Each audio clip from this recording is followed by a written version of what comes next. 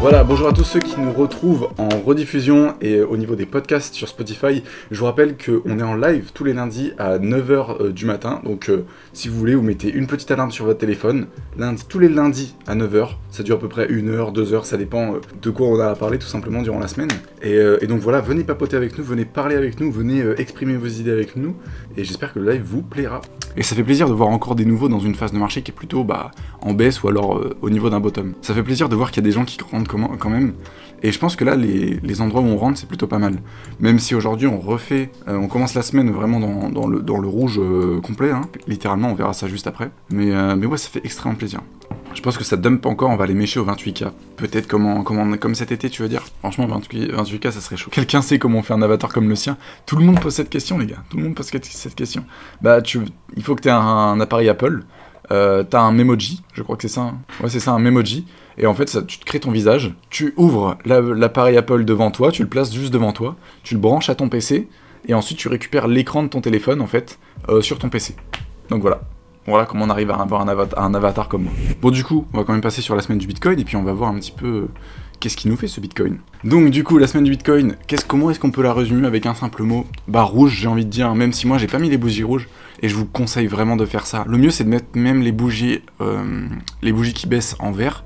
Comme ça, vous dites, c'est vert, donc je dois acheter. Et les bougies qui montent en rouge, comme ça, vous dites, c'est rouge, je dois vendre. Voilà. Moi, je les ai mis un peu en gris foncé et blanc, parce que je trouve que c'est un peu plus sympa, ça fait beaucoup plus sobre, en fait. Voilà. Pas trop d'avoir des milliards de couleurs et tout sur mes graphes. À part au niveau du ruban, comme ça, je détecte directement le ruban et tout. Au niveau psychologique aussi, je trouve ça bien. Moi, les gars, je la vis très bien, cette baisse, et je pense que tous les crashs, j'ai envie de les vivre comme ça, parce que la première règle de la crypto-monnaie, quand vous investissez dans les cryptos, c'est ne mettez que ce que vous pouvez vous permettre de perdre. Et aujourd'hui, moi, si je perds ce que j'ai mis dans les crypto-monnaies, ça me fera un peu mal, mais je peux me le permettre. Je serai pas dans la merde. Je sais qu'il y a des erreurs que je referai pas, c'est sûr et certain, mais j'ai fait aussi des gains. Et les gains que j'ai fait, pour l'instant, ils sont encore en stablecoin. Et le reste, en fait, il reste sur des actifs auxquels j'ai confiance. Donc je la vis plutôt bien cette baisse, parce qu'il me reste encore de la liquidité à injecter. Faites attention à ne jamais réinjecter trop de liquidité. Du stack crypto, non. En fait, j'avais stacké des EGLD du coup, et en décembre, ça commençait à monter. Je me suis dit, bon, je prévoyais un top de l'EGLD vers janvier-février peut-être, avant les autres crypto-monnaies, et je me suis dit, je vais les retirer maintenant, au cas où. Et résultat, ça n'a pas manqué, je les ai retirés. J'aurais pu les retirer tous au top, mais moi j'avais des targets, par exemple, dans des 1000-1500, et j'aurais dû retirer un petit peu, j'aurais dû retirer au moins 50% de ce que j'avais gagné, et c'est dommage. Mais là, du coup, j'ai beaucoup rechargé sur EGLD. J'ai racheté, vous savez pas combien de EGLD comparé à ce que j'avais avant, mais vraiment une dinguerie.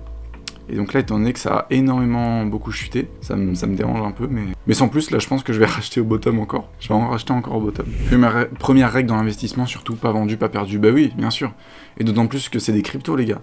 Les cryptos, c'est encore en pleine expansion, c'est au tout début. Si vous revendez ici, vous imaginez les mecs qui ont revendu, genre par exemple au niveau du bear market ici. Là, regardez, je vais vous montrer un truc. Je vais mettre en logarithmique parce que ça, on voit mieux. Mais vous imaginez les mecs là. Alors déjà, ceux qui ont revendu au Corona, laisse tomber. Déjà, on leur a dit, ici c'était en 2017, 2018. Ouais, début 2017 du coup.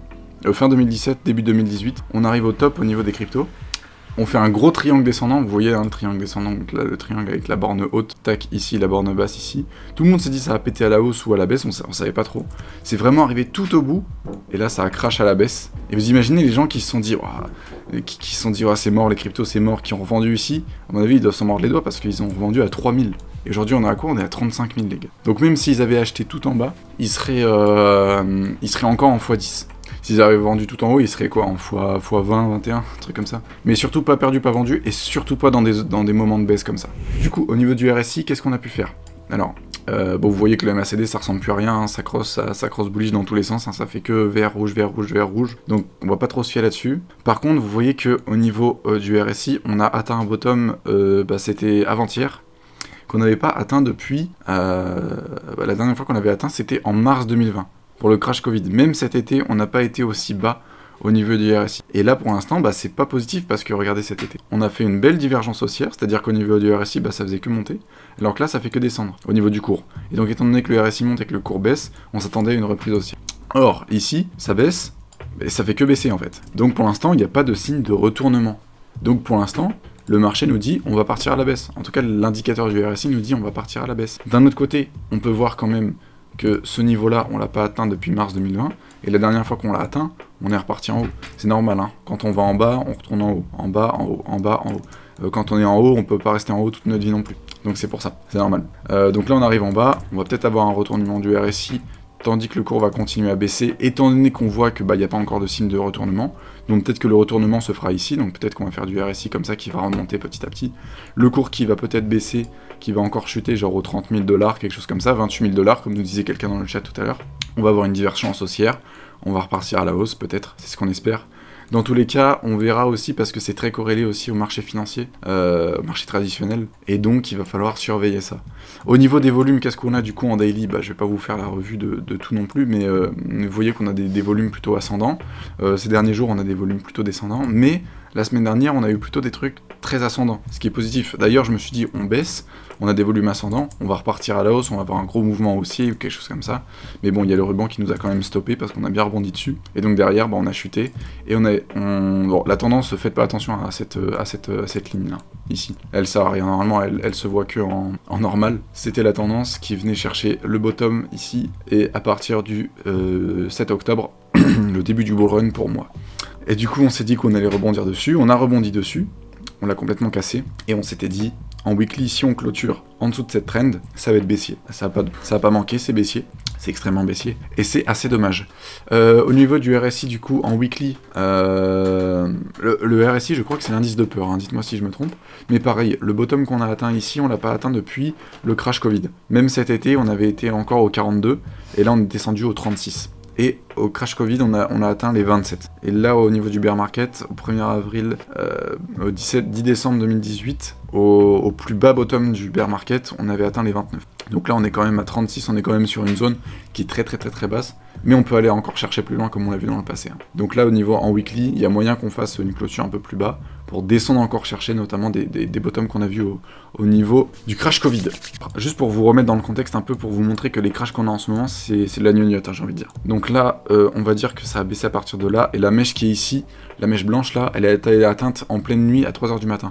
Vous imaginez vous prendre un 50% en une nuit comme ça fait extrêmement mal. C'est comme si là, on était atteint, vous voyez, on était en train de stagner au niveau des 40 000, bah c'est comme aussi au niveau des 40 000, on fait une grosse mèche aux 20 000. Mais ça serait n'importe quoi. Je vous avais dit la semaine dernière qu'il y avait potentiellement un cross bullish au niveau du MACD en weekly. Bah ça serait bien qu'on trouve un bottom maintenant. Parce que là, bon, il y a que des bougies rouges de plus en plus rouges, et on attend des bougies blanches. Et à partir du moment où on aura les bougies blanches, ça sera potentiellement signe de retournement à la hausse. Mais ça, on sait pas encore. On attend. Et on va voir du coup qu'est-ce qui va se passer. Et on va passer en monthly, je voulais juste vous montrer un truc. On attaque le ruban. Première fois qu'on attaque le ruban depuis... Ah non, on l'a peut-être un petit peu atteint ici. On l'a presque atteint ici. On peut dire qu'on l'a atteint, je pense. Hein. Ouais, mais c'est la première fois qu'on touche le ruban depuis le crash Covid, encore une fois. Et là, vous voyez qu'on a fait un super rebond sur la deuxième moyenne mobile. Et puis voilà, c'est tout ce que je voulais vous dire. Pareil, au niveau des volumes, ça augmente petit à petit, mais je pense que cette semaine, on va avoir une semaine assez tranquille au niveau des volumes. Voilà. Je suis à l'affût de tout. Hein. Quand tu l'as connu à 500 $ et que là, tu le revois qu'il était à 113 $ hier, ça fait extrêmement plaisir. Et là, il a combien 124 $. Ah là, il est sur des bonnes zones d'achat. Hein. Là, vous voyez, montré orange. Très jaune, ah, c'est ma moyenne d'achat sur EGLD. Vous dites, mais pourquoi t'en as acheté à 200 et tout, t'es bête? Non, j'en ai acheté là, j'en ai acheté beaucoup ici, hein, quand il était à 50 $. C'est juste que j'ai rechargé petit à petit. Et du coup, ma moyenne d'achat, elle s'est lissée, étant donné que le prix montait, forcément. Et là, du coup, si j'en rachète en bas, ma moyenne, elle va descendre. Plus ma moyenne d'achat, elle va baisser, et donc moins il aura de difficultés à remonter pour revenir à mon break-even. Break-even, ça veut dire que je suis à 0 au niveau de mon portefeuille sur EGLD. C'est-à-dire que par exemple, si je rachète là, que ma moyenne, elle redescend à 180, qui remonte à 180, et au niveau de mes gains et mes pertes, je serai à 0. Par contre, s'il passe directement au-dessus et qu'il remonte à les targets que j'aimerais bien qu'il atteigne, là je vais me frotter encore plus les mains, gars. Ne vous inquiétez même pas. Donc voilà, parlons un petit peu du coup de ce marché. Qu'est-ce que vous en pensez, les gars? Comment est-ce que vous avez vécu cette baisse? Est-ce que vous avez vendu? Est-ce que vous avez acheté? Je vous poserai la question encore tout à l'heure, on pourra en reparler. Mais ouais, quelle est votre stratégie là un petit peu? Qu'est-ce que vous allez faire? Ouais, bien sûr, il faut observer. Hein. Moi je pense, je suis un observateur du marché. Juste là, j'observe, je regarde un petit peu ce que le marché fait. Si ça redescend, je rachète. Si ça remonte, j'essaye de revendre petit à petit, même si des fois c'est quand même compliqué de revendre. Des fois, ouais, j'ai du mal à revendre. C'est peut-être ça un peu le défaut, parce que étant donné que j'ai pas connu des grosses phases de hausse, à part sur certains altcoins, j'ai du mal à revendre. J'ai beaucoup de mal à revendre, et ça peut être un problème dans le futur au niveau du top du bull run et tout, et je m'en veux peut-être un petit peu de ne pas avoir assez revendu rapidement. Moi je suis rentré au niveau du bull run quand on avait déjà fait 3-4 mois de hausse, et je me rendais pas compte à quel point c'était déjà énorme. Et donc j'ai commencé à rentrer là, j'ai pu revendre un petit peu avant mai, j'ai pu faire quelques gains, très ridicule par rapport au capital que j'ai aujourd'hui, mais j'ai su vendre, j'ai réussi à vendre, à des bons moments. En fait, si ça revient à 20K, il va falloir que les mineurs de Bitcoin soient rentables à un moment. Et donc il va forcément falloir au bout d'un moment que le jour où il y aura le halving, en 2024, il va forcément falloir que le Bitcoin augmente. Et sachant que le Bitcoin il va pas augmenter au moment du halving, tout le monde va acheter, non. Ils vont acheter avant le halving. Et donc c'est à ce moment-là où il y aura forcément des phases de hausse. Les baleines font que racheter en plus. Je suis rentré doucement en DCA, un petit coup maintenant, autour des 34-35K, et ensuite garder des billes pour éventuellement un bottom. Tout à fait. Tu penses quoi de Elon Musk et Warren Buffett qui ont dit que le marché était surévalué? Ils ont totalement raison. On atteint des tops. C'est sûr que le marché est surévalué. Il y a la Fed et la Banque Centrale Européenne qui ont imprimé des billets à foison, qui ont donné des billets à tout le monde. Quand on voit... il y a eu trop de liquidités injectées, tout le monde a investi. Maintenant qu'ils arrêtent d'imprimer de la liquidité, ça se casse la gueule. C'était sûr. T'as regardé un peu les NFT sur Elrond? Ouais, j'ai regardé un petit peu. Bon, je me suis renseigné et tout. Mais ça faisait longtemps que j'avais vu que ça existait. D'ailleurs, moi j'en ai un sur le jeu Elrond Trees. C'est un jeu en fait où vous avez des NFT, enfin vous avez des plots, donc des parcelles, sur lesquelles vous pouvez avoir 5 arbres maximum. Ces arbres, ils vont vous générer une crypto-monnaie qui s'appelle Oxy, de oxygène.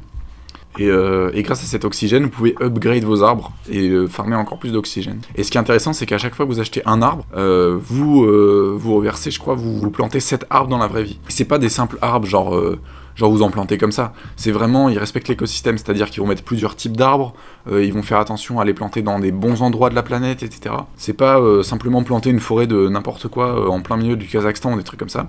J'ai réussi à en choper un, mais je l'ai acheté 2 fois plus cher que le mint. En fait, faut savoir qu'il y a des mints. Il y a 2000 arbres disponibles, sauf que la plupart des gens en achètent 10 d'un coup. Et donc dès qu'il y a 200 personnes, sachant qu'ils sont 2000 sur le Discord, le nom du jeu c'est Elrond Trees, Elrond Arbre, si vous préférez. Je vais vous montrer. Hop, ça ressemble à ça. Hop, Elrond Trees. Et donc là, Maillardon, bon, je me suis pas connecté, mais en gros, ouais, c'est sympa en fait, c'est sous cette forme-là. Ils ont aussi un Discord du coup. Je pense que vous pouvez aller le voir ici, là. Vous avez un petit lien. C'est vraiment pas mal, hein. Mais pour l'instant, je crois qu'on peut pas encore farmer de Oxy. Je suis pas sûr, mais je crois qu'on peut pas encore farmer de Oxy. Et je sais pas si ça sera sur la blockchain Ether, Solana ou quoi. J'espère que ça sera sur la blockchain Elrond. Je leur ai demandé sur le Discord. Ils m'ont pas répondu et je crois que le token n'est même pas encore créé. Donc pour l'instant, vous avez les arbres, vous avez les parcelles. Vous pouvez aussi avoir... Et ah oui, les arbres sont upgrade en fonction des parcelles. Par exemple, ils ont un arbre qui est un cerisier japonais, là. Et ben en fait, il est upgrade quand il est sur le plot qui est le plot River, je crois. Le plot rivière. Je crois que ça sera sur Elrond. Bah j'espère, ça serait vraiment cool. Et du coup, un token qui est sur Elrond, ça veut dire qu'il peut être listé sur le Maiar Exchange. Ce serait vraiment cool.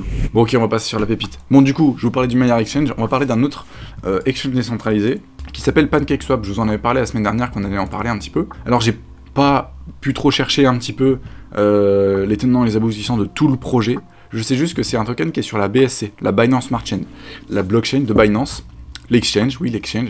Ils ont une blockchain, et du coup, ils l'ont créé tout simplement, et les gens pouvaient créer leur token dessus, forcément. Et il y a un token qui s'appelle le Cake, de PancakeSwap, sur lequel, en fait, c'est un exchange décentralisé, sur lequel vous pouvez faire du farming, vous pouvez farmer des tokens, et vous pouvez surtout avoir des pools de stacking, sur lesquels vous pouvez mettre vos cakes, faire de l'auto-compound dessus, et donc permet d'avoir des intérêts tout le temps. Donc là par exemple vous voyez que l'IPY il est à 65%, mais c'est pas 65% sur la valeur que vous avez aujourd'hui en dollars, c'est la valeur que vous avez en MEX. Donc voilà, c'est vraiment super sympa. Et ouais du coup c'est vraiment super intéressant, le seul point négatif c'est qu'il est inflationniste, donc ça veut dire qu'en gros sa supply elle est infinie. C'est-à-dire que tant que les gens arrivent à earn des cakes, et ben la supply augmentera. Par contre, le point positif, c'est que, étant donné qu'il est sur la BSC, sur la Binance Smart Chain, quand le BNB monte, il augmente aussi. Donc voilà, si vous croyez en la BSC et que vous voulez avoir un petit peu d'intérêt composé, c'est pas mal d'aller là-dessus. Après, vous avez aussi, je suis pas un expert en DeFi, hein, vous avez aussi du farm. Vous pouvez mettre par exemple des cakes et des BNB dans une pool de farming et ensuite pouvoir générer du cake. Mais ça, c'est plus compliqué. Je vous laisserai vous renseigner là-dessus sur le cake BNB. Par exemple, s'il y a un jour une trop grosse différence entre la valeur de cake et de BNB, et ben vous allez pouvoir perdre de la valeur au niveau de ce que vous aurez pu gagner si vous aviez simplement hold à long terme. Donc voilà, je vous invite aussi énormément, toutes les personnes là qui sont sur le live, je vous invite à vous renseigner énormément sur la finance décentralisée. C'est super important et c'est très important de comprendre ça en fait, de comprendre l'importance de la finance décentralisée parce que c'est quelque chose qui sera à long terme, qui remplacera je pense la finance centralisée. Pour l'instant je suis d'accord sur les tokens par exemple sur la blockchain Ether, c'est très cher. Pour faire du swapping vous en avez pour 70 $. Donc si vous en avez pour 140 $ d'achat et 70 $ de frais, ça vaut pas le coup. Par contre, si vous êtes une baleine où vous avez 1000, 1500, 2000, 3000 dollars pour swapper au niveau d'un token, c'est plus intéressant. Parce que là, vous avez 70 dollars de frais, et c'est ridicule par rapport à ce que vous swappez. Donc voilà, pour la petite pépite du jour, il y a l'Ukraine, où ça cesse de s'aggraver la situation. Il y a Biden qui commence à ordonner une livraison de 90 tonnes d'armes. Donc là, toi, t'as peur un petit peu de ce truc qui peut se passer au niveau entre l'Ukraine et la Russie. Et donc que ça crée, après une crise sanitaire, après une crise financière, après que ça soit une crise diplomatique, c'est possible. Et qu'on reparte en espèce de guerre froide, entre guillemets, on verra. Mais c'est tendu, hein, la situation en Ukraine, elle date pas d'hier. Hein. La situation en Ukraine, je crois que ça fait, j'ai pas envie de dire de conneries, mais ça fait plusieurs années. Hein. Même peut-être plusieurs dizaines d'années. Hein. Mais en tout cas, c'est fou. Et j'ai déjà vu un reportage de comment est-ce qu'ils se battaient là-bas. Ils sont dans les tranchées. Hein. C'est vraiment la guerre 14-18, là, c'est abusé.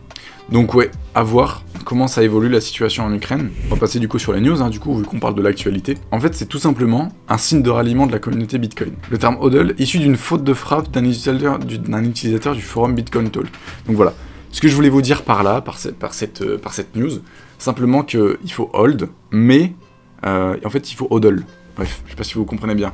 Mais en gros, quand vous allez hold une action, par exemple, on va hold une action. Quand vous allez hold une crypto-monnaie, vous dites on va hold, mais avec cette faute d'orthographe. En fait, Bitcoin Talk, c'était le premier forum qui a été créé, le premier site qui a été créé pour parler du Bitcoin.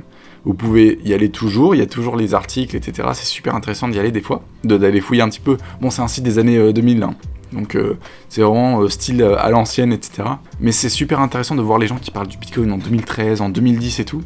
Je crois que c'est un gars bourré qui a dit ça sur le forum, je suis pas sûr. Mais en gros, après, ça a été repris.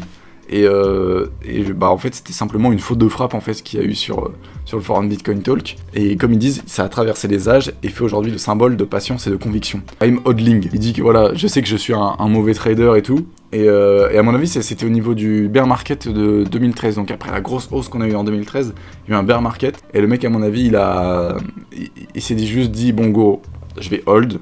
Je vais garder mes crypto-monnaies et tout. Et du coup, après, quand on regarde derrière les réponses à son truc, il y en a plein qui disent « Moi aussi, je suis un holder, moi aussi, je suis un holder » et tout. Et ces personnes-là, elles se sont mis très bien au fur et à mesure des années. Si on part en bear market, ou alors si on est sur un bottom, à hold vos crypto-monnaies, bien évidemment. Pas vendu, pas perdu. Et surtout, ne vendez pas, les gars. Ne vendez pas parce que ça baisse. Rachetez parce que c'est en bas, justement. Si vous vendez maintenant, ça veut dire que vous n'avez pas confiance en les crypto-monnaies.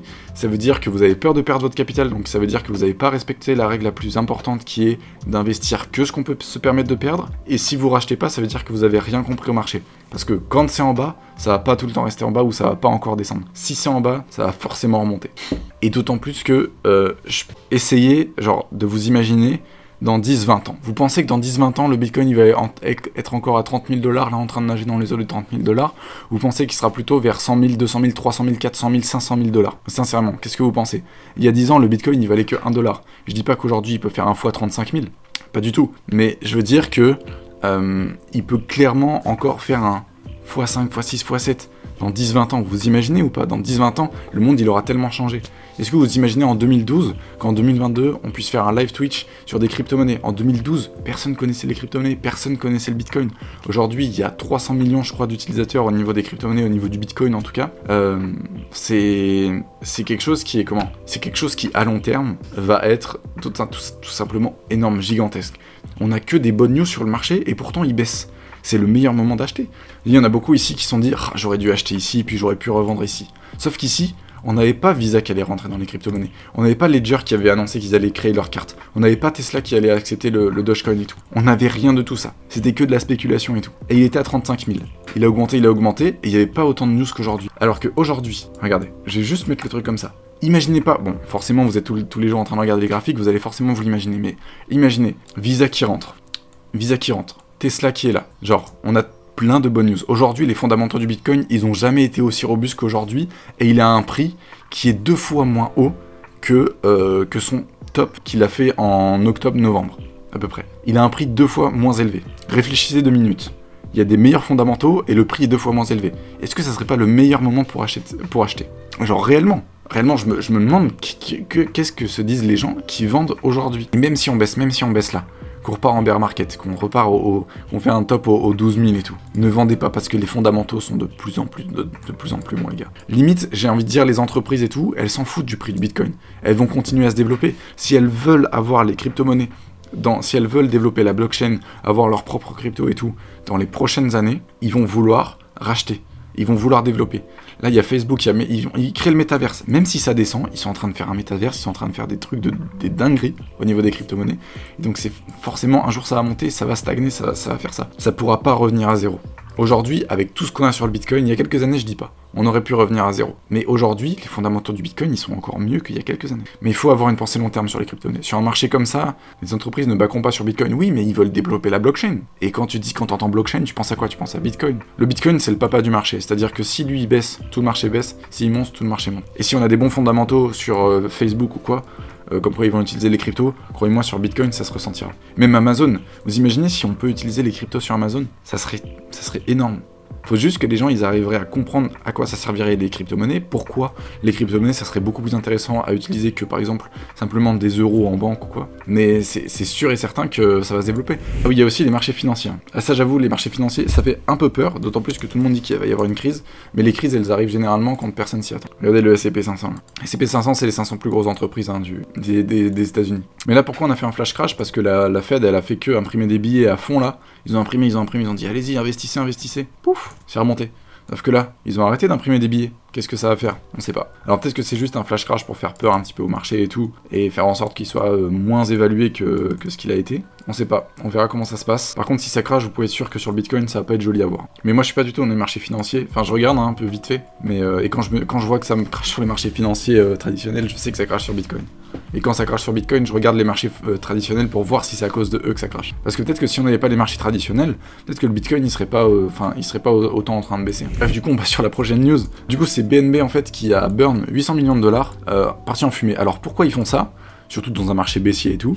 Alors comment ils font ça? Déjà, comment ils font ça? En fait, par rapport à leurs bénéfices qu'ils ont fait sur un certain mois ou une certaine année, ils vont racheter des BNB sur un pourcentage de leurs bénéfices.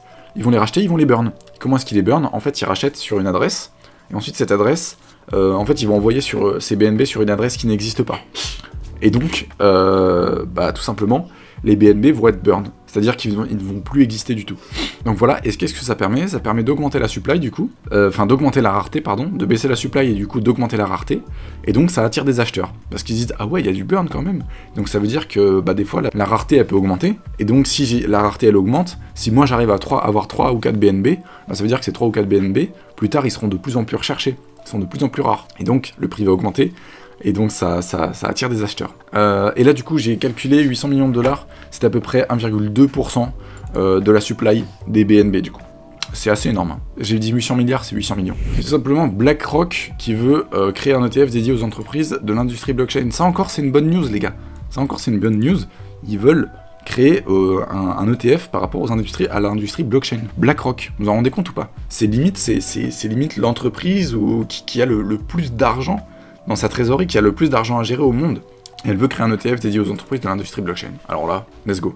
Et en plus, ça c'est plus safe, comme disait hier Mathéo dans sa vidéo, c'est beaucoup plus safe que Bitcoin, parce que c'est des entreprises qui sont dans l'univers blockchain. Donc ça veut dire qu'en gros, ils ne seraient pas corrélés au marché, par contre, ils utiliseraient la blockchain, le Bitcoin, les crypto-monnaies et tout, dans leurs entreprises. Et donc ils vont gérer leurs revenus en fonction de la blockchain, etc. Donc voilà, c'est plus safe. C'est quoi un ETF? Alors un ETF, c'est un regroupement de plusieurs actions. Par exemple, tu vas avoir, je sais pas, 10 entreprises liées au blockchain, à l'industrie blockchain, dans cet ETF, et tu vas pouvoir acheter cet indice en fait. Par exemple, le S&P 500, tu mets 10 000 $ dessus, et bien tu vas avoir par exemple un petit pourcentage de toutes les 500 entreprises qu'il y a dans le S&P 500 en fait. C'est à peu près ça. Bon donc voilà, on va passer du coup maintenant sur la prochaine partie, qui est tout simplement la question. Alors la question, qu'est-ce que c'est? C'est une question que je vous pose, on fait un débat, quelque chose comme ça. Et donc, cette semaine, la question c'est, qu'est-ce que vous avez fait durant cette phase de marché? Le mieux, c'est de pas acheter un couteau qui tombe. Quand je dis pas acheter un couteau qui tombe, c'est en gros, vous n'allez pas acheter une bougie rouge en fait. Faut attendre qu'il y ait une bougie verte ou alors une bougie de stabilisation. Là par exemple, moi j'achèterais pas personnellement. Parce que vous voyez que la bougie qu'on a fait aujourd'hui là, elle a aucune mèche. C'est-à-dire qu'on est au plus bas de la journée, même de la semaine. On est au plus bas. Donc moi je vous dirais d'attendre un petit peu. Moi j'attendrais quelque chose comme ça. de faire quelque chose comme au Corona. J'attendrai quelque chose de faire, bon, ça se trouve on va revenir au 30K, donc on va peut-être revenir au 30K, et moi j'attendrai de faire comme ça, ou alors limite de monter, ou alors de descendre un petit peu, mais on va recharger. Moi j'attendrai quelque chose comme ça. On trouve un espèce de petit bottom, on rebondit pendant peut-être une petite semaine, puis après soit on descend comme ça, petit à petit, jusqu'à trouver un réel bottom, et ensuite repartir à la hausse, soit on va faire un truc comme ça, tac, tac, tac, tac, tac, tac, tac, tac, et là ça va repartir à la hausse derrière. 93% qui ont acheté, 7% qui ont vendu, c'est normal, hein. Après, peut-être que les personnes qui ont vendu, elles savent ce qu'elles font. Peut-être qu'elles ont acheté du Bitcoin à 3000 $, qu'elles se sont dit, bon, je suis en x10, j'aurais pu ressortir un peu plus tôt, mais je suis déjà en x10, donc c'est pas mal. Je vais sécuriser mes gains, je vais tout redispatcher plus tard, et puis on verra comment ça se passe. C'est possible aussi de faire ça, hein. C'est fort possible de faire ça. Je trouve que c'est plus risqué de revendre ici et d'attendre pour racheter au 30K, plutôt que de garder ses crypto-monnaies, attendre une baisse et racheter ici. Racheter ici en étant sûr d'avoir de la liquidité. J'ai gagné une fois un levier en short le jour du crash Covid. Ah bah t'as dû te mettre bien alors. SP500 sont pas très bons, je réinvestis pas dans les cryptos, donc j'ai pas confirmation de stabilisation haussière. Ah tout à fait. Je suis pareil que toi là. SP500 il me fait peur. Tu vends à 35, tu rachètes à 30, tu vas pas autant gagner, par contre tu auras pris beaucoup de risques. Voilà c'est ça. Jean Cryptard. Parfait. Exactement ce qu'il dit. Tu prends beaucoup de risques, et par contre tu vas pas gagner autant, donc le ratio risque-récompense il est moins haut. Moi je suis rentré après la TH, je viens de me prendre une raclée phénoménale, c'est formateur. Ah bah de fou, ça c'est formateur à fond. Hein. Salut Alex, peux-tu analyser le cours des coquillettes? Pas de soucis, donne-moi l'indice, on va aller analyser Barilla.